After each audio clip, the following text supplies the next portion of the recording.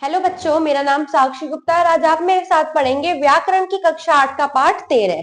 पाठ 13 के माध्यम से आप सीखेंगे वाक्य विचार कि वाक्य क्या होते हैं, कितने प्रकार के होते हैं, वाक्य के क्या क्या भेद होते हैं। आइए देखते हैं इसका ज्ञानवर्धक परीक्षण। इसमें आपसे पूछा गया है कि हमारी कॉलोनी में कल रक्तदान शिविर लगा। इस वाक्य में रक्तदान शिविर करता नहीं है, फिर भी उद्देश्य क्यों है, सोचकर बताइए। आइए जानते हैं इससे पहले कि उद्देश्य होता क्या है। शब्दों का व्यवस्थित समूह वाक्य कहलाता है और यह भाषा की मूल इकाई है। इसके द्वारा ही भावों एवं विचारों की अभिव्यक्ति होती है।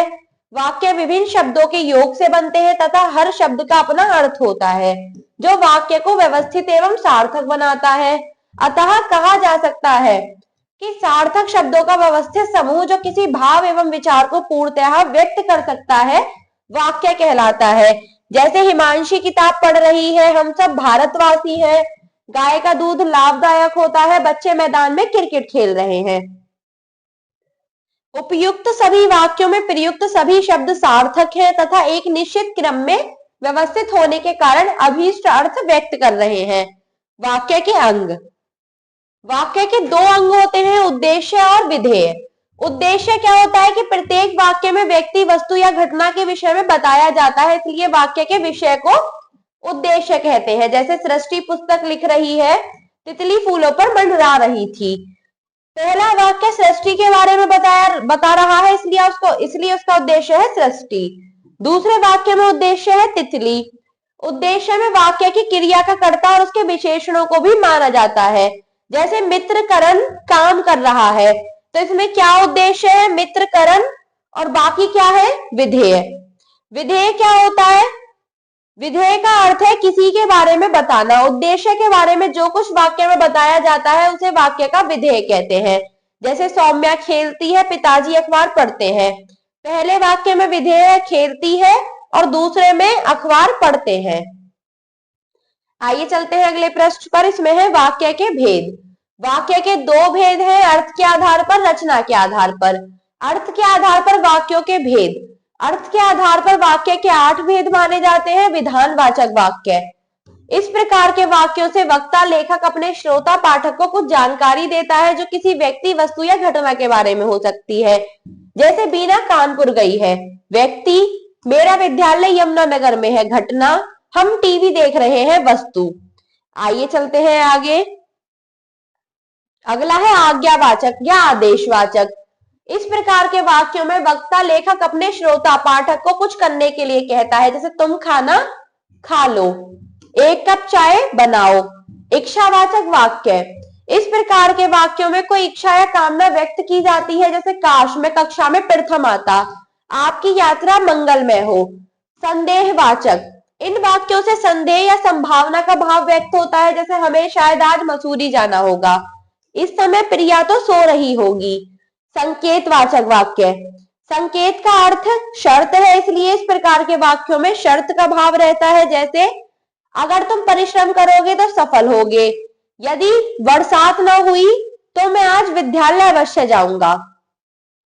अगला है विस्मयादि वाक्य। इस प्रकार के वाक्यों में वक्ता लेखक किसी के विषय में अपने उद्गार या विस्मयादि मनोभाव व्यक्त करता है। जैसे हाय, बेचारे को चोट लगी है, वाह कितना सुंदर दृश्य है। अगला है प्रश्नवाचक वाक्य। सामान्यतः विधानवाचक वाक्यों में प्रश्नवाचक सर्वनाम जोड़कर इन्हें बनाया जाता है। ये सकारात्मक और नकारात्मक दोनों हो सकते हैं। जैसे आशीष, तुम कहां जा रहे हो, यह पेंसिल किसकी है। अगला है निषेधवाचक वाक्य। जिन वाक्यों में निषेध होता है उन्हें निषेधार्थक या नकारात्मक वाक्य कहते हैं। जैसे विस्मयार्थक वाक्यों को छोड़कर सभी प्रकार के वाक्य ना, नहीं, मत के प्रयोग से निषेधार्थक वाक्य बन सकते हैं। जैसे मोहित बॉलिंग नहीं कर सका, मैं कल देहरादून नहीं जाऊंगा। आइए देखते हैं अगला पृष्ठ। अगले पृष्ठ पर है रचना के आधार पर वाक्यों के भेद। संरचना के आधार पर वाक्य के 3 भेद हैं। सरल वाक्य। जिस वाक्य में एक उद्देश्य और एक विधेय होता है उसे सरल वाक्य कहते हैं। जैसे बच्चे विद्यालय में पढ़ रहे हैं, महात्मा गांधी महान नेता थे। इन वाक्यों में एक एक क्रिया पदबंध है, अतः ये सरल वाक्य हैं। अगला है संयुक्त वाक्य। जिन वाक्यों में दो या दो से अधिक समान उपवाक्य किसी योजक से जुड़े होते हैं उन्हें संयुक्त वाक्य कहते हैं। संयुक्त वाक्य से जुड़े उपवाक्य आपस में समानाधिकरण उपवाक्य कहे जाते हैं। जैसे कपिल बीमार था इसलिए हैदराबाद नहीं गया, मैं बाजार गया और फल खरीद लाया। अगला है मिश्रित वाक्य। मिश्र वाक्य में एक प्रधान उपवाक्य होता है और एक या अधिक आश्रित उपवाक्य होते हैं जो अपने पूरे अर्थ की अभिव्यक्ति के लिए प्रधान उपवाक्य पर निर्भर होते हैं।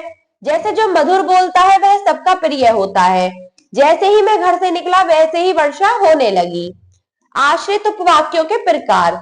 आश्रित उपवाक्य तीन प्रकार के होते हैं। प्रथम है संज्ञा उपवाक्य। जो उपवाक्य स्वतंत्र उपवाक्य की संज्ञा के स्थान पर प्रयुक्त होते हैं उन्हें संज्ञा उपवाक्य कहते हैं।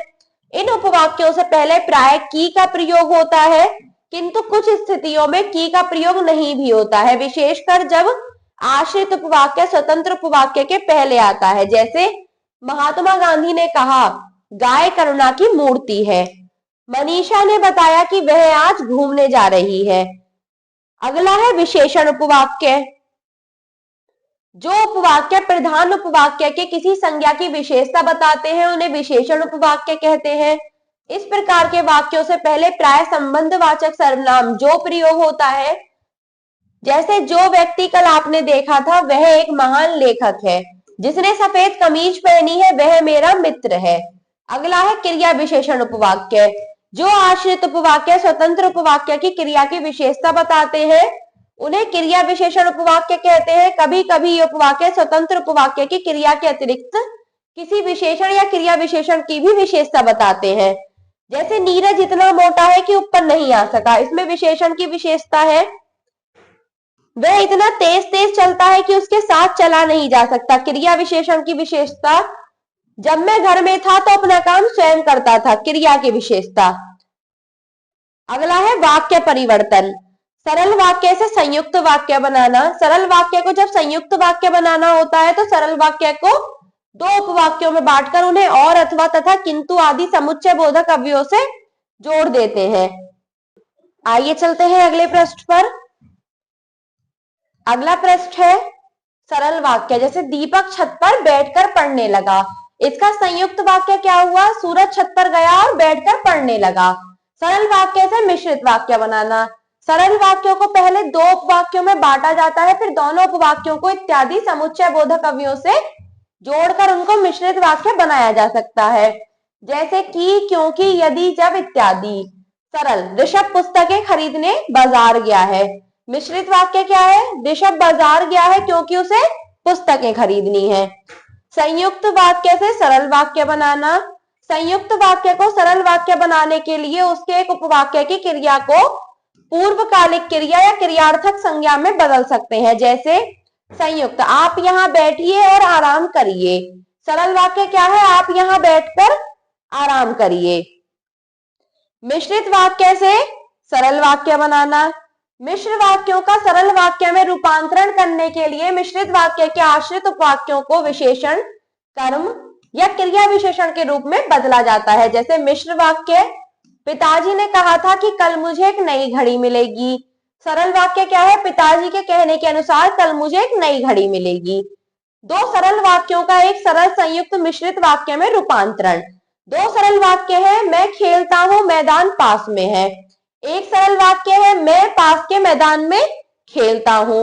एक संयुक्त वाक्य है, मैदान पास में है और मैं वहां खेलता हूं।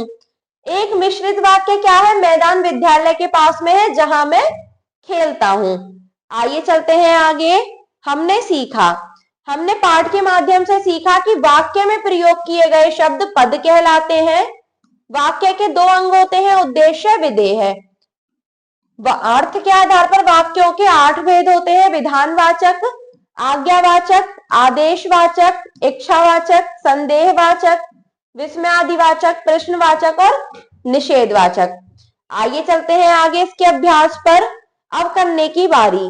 सही विकल्प पर सही का चिन्ह लगाइए। किसी भी कथन का पूरा भाव प्रकट करने वाले सार्थक शब्द समूह के मेल को क्या कहते हैं? वाक्य। आइए चलते हैं आगे अगले पृष्ठ पर। अगला पृष्ठ है वाक्य के कितने अंग होते हैं? 2। अर्थ के आधार पर वाक्य के कितने भेद होते हैं? 8। रचना के आधार पर वाक्य के कितने भेद होते हैं? 3। सही सही शब्द चुनकर रिक्त स्थान भरिए। गांधी जी सदैव सत्य और अहिंसा के मार्ग पर चलते थे। क्या मैं अंदर आ सकता हूं? आप यह काम शाम तक कर लेना। गंगा का जल प्रदूषित होता जा रहा है। पृथ्वी सूर्य की परिक्रमा 365 दिन में करती है। आइए चलते हैं आगे अगले प्रश्न पर। रचना के आधार पर निम्नलिखित वाक्यों के प्रकार लिखिए। यदि तुम परिश्रम करते तो सफल अवश्य होते। ये किस प्रकार का वाक्य है? ये एक मिश्रित वाक्य है।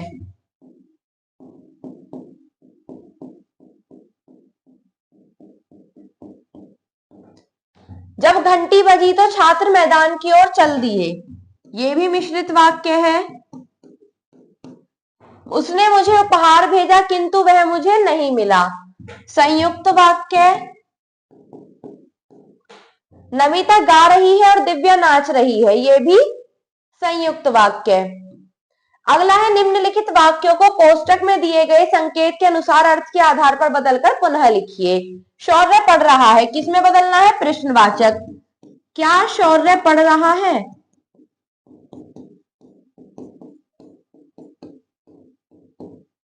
क्या मैं आपकी कार ले सकता हूं? इसका आज्ञावाचक क्या है? मुझे अपनी कार ले जाने दे।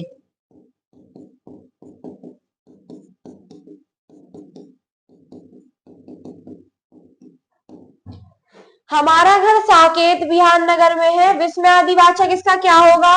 वाह। हमारा घर साकेत विहार नगर में है।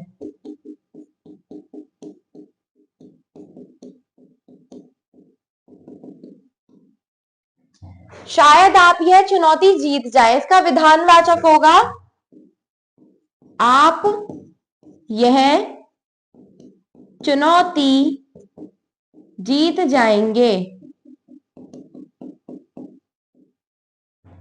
वर्षा हुई मोर नाचा। संकेतवाचक क्या होगा इसका? यदि वर्षा हुई तो मोर नाचेगा। अंदर आओ, इसका निषेधवाचक क्या है? अंदर मत आओ। आइए चलते हैं आगे। निम्नलिखित प्रश्नों के उत्तर दीजिए। वाक्य के कितने अंग होते हैं? स्पष्ट कीजिए। इसमें आप लिखेंगे कि वाक्य के 2 अंग होते हैं, उद्देश्य और विधेय है। आइए चलते हैं आगे अगले प्रश्न पर। रचना के आधार पर वाक्य कितने प्रकार के होते हैं?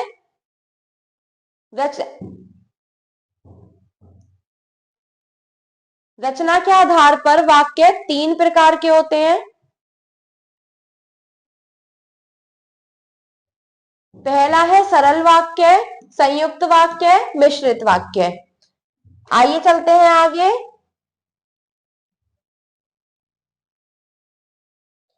दो सरल वाक्यों का एक सरल संयुक्त तथा मिश्रित वाक्य में रूपांतरण उदाहरण देखकर कीजिए। इसमें आप इसका उदाहरण लिख सकते हैं कि 2 सरल वाक्यों का एक सरल संयुक्त मिश्रित वाक्य में रूपांतरण। 2 सरल वाक्य है, मैं खेलता हूं, मैदान पास में है। इसका एक सरल वाक्य है, मैं पास के मैदान में खेलता हूं। एक संयुक्त वाक्य है, मैदान पास में है और मैं वहां खेलता हूं। और एक मिश्रित वाक्य है, मैदान विद्यालय के पास में है जहां मैं खेलता हूं। आइए देखते हैं अगला प्रश्न। मिश्रित वाक्य किसे कहते हैं?